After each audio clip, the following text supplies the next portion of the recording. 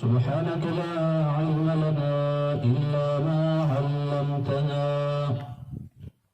إنك أنت العليم الحكيم.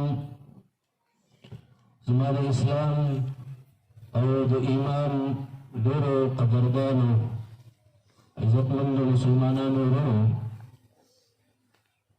مانوران دي منس محترم نهایت مفید او پورا بیان وکړو.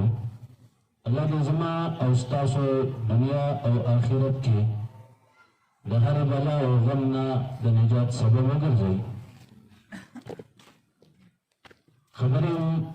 هغه چې موږ سره وکړي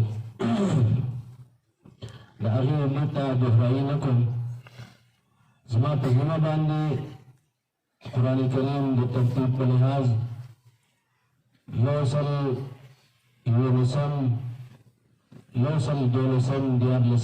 او 14 سورت دی. الله دې وکړي چې د دې په اسانه طریقه باندې زما خوله جاري وګرځي او په الله ګرانه نه ده. الله دې د تمامي دنیا د هدایت لپاره سبب وګرځي. عزتمند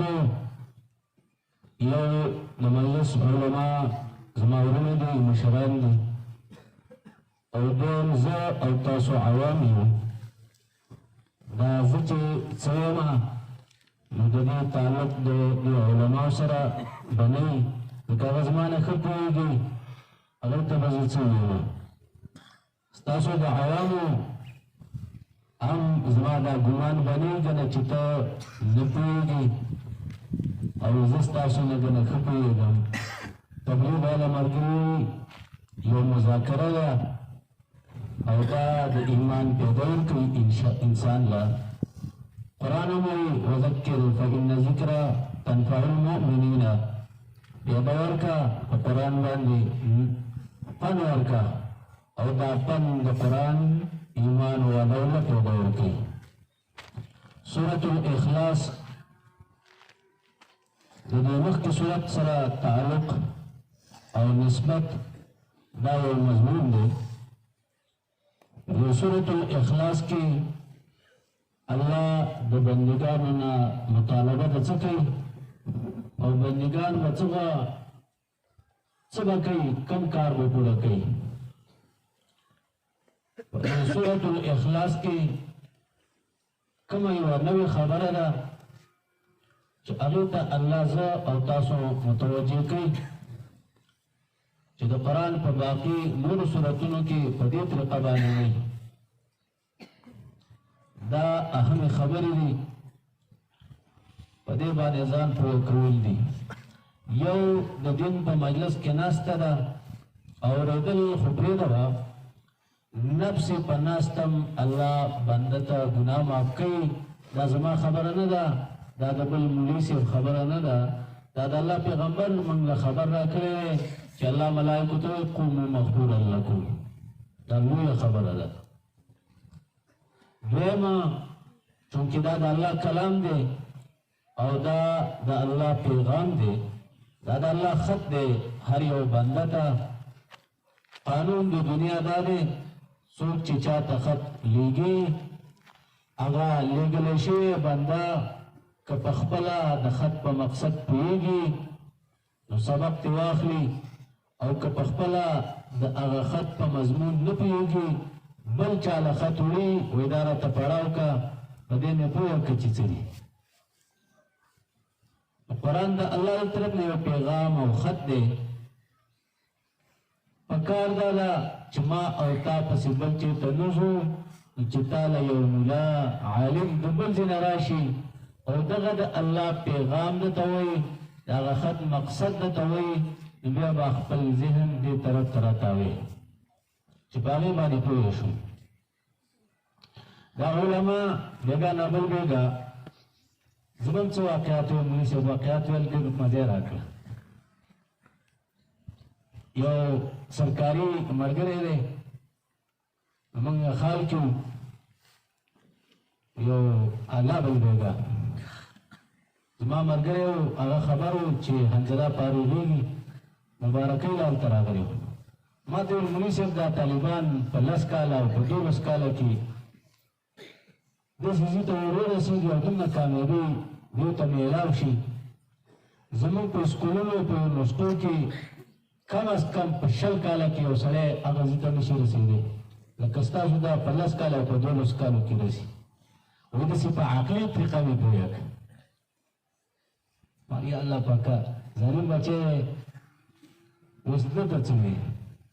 ما هغه ته ویل زه خو ډېر نه پوهېږم ما ته په مدرسه کې طالبان ملنګ ونیسي وایي ملنګ معنا چټي شي زه تماله خپله خبره وکړم کېدای شي چې الله ستا ذهن پې خلاص کړي زما په ذهن کې دا ده چې دا د مدرسې طالبو په 12 کاله او په 10 کاله او په 8 کاله کې الله داسې ځي ته رسوي او دا ستا خبره هم نه ده دا د الله خبره ده چې زه داسې ځي ته رسوم چې هغه ستا په ذهن کې کوم ځای نو مال د هغې نه ډېره بره دی دا په 10 کاله کې د ده نه عالم جوړېږي او په 12 کاله کې دې اوس حافظ هم جوړېږي دې عالم او حافظ له ته څه وایي چې کوم ځای ته یې رسوي ویل منبر او محراب ته ما ورته ویل ستا ذهن کمزوری دی په 10 او په 12 کاله کې دا عالم منبر او محراب ته رسېدل نه دي دا عرش ته الله رسوي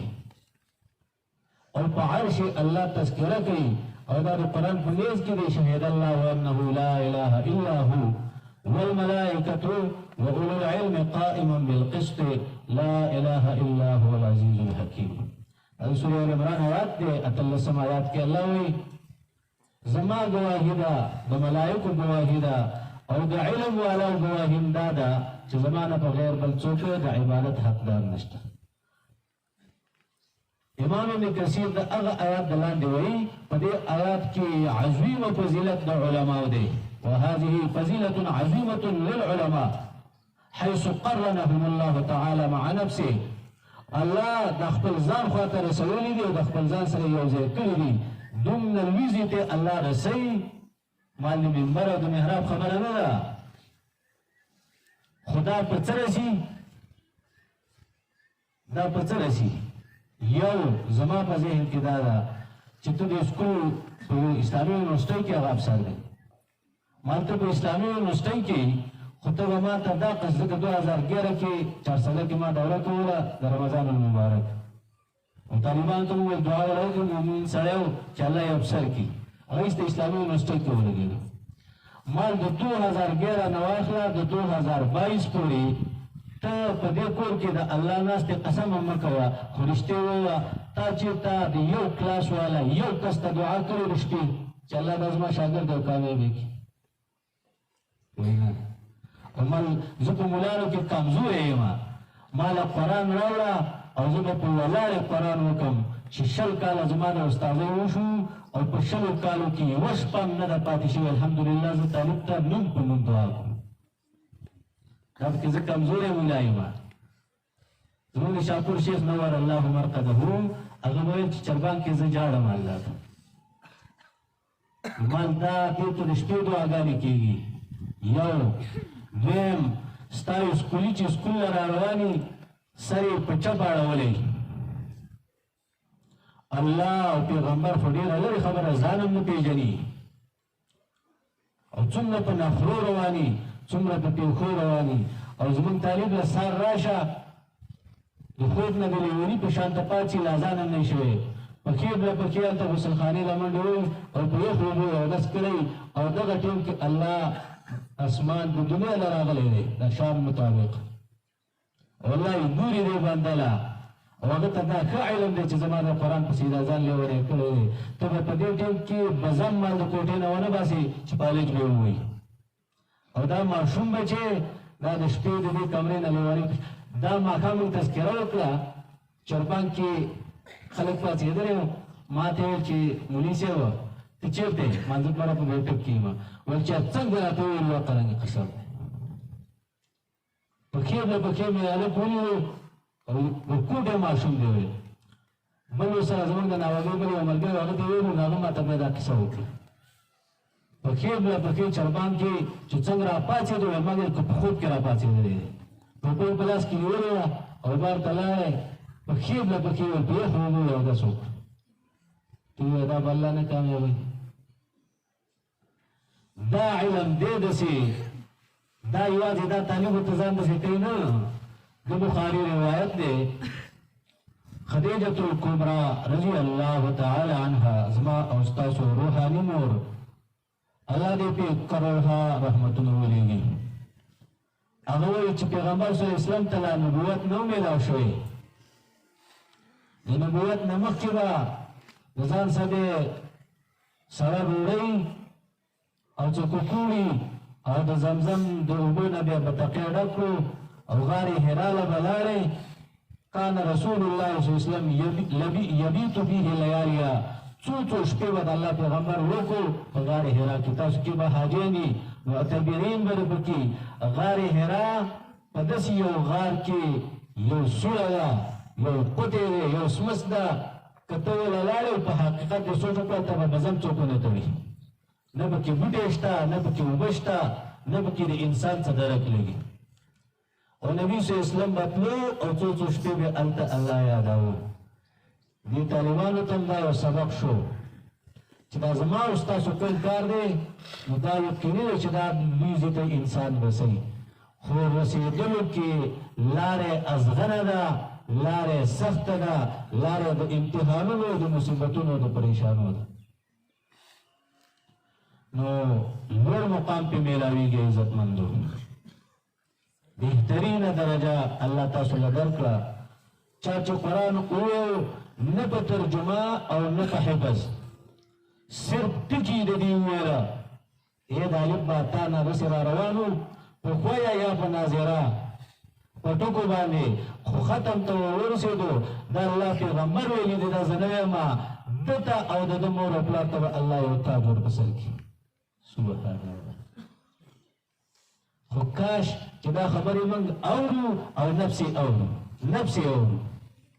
لکه دې ته به په سلو کې د یو مسلمان داسې پوخ نظر ورکوزېږي چې دا د الله د پیغمبر خبره ده که په یو ګنهګار خوله اوس ما واورېده د یو ګنهګار باندې نه مې واورېده خو خبره خو د بل چا وکړه زه خو قاصد ومه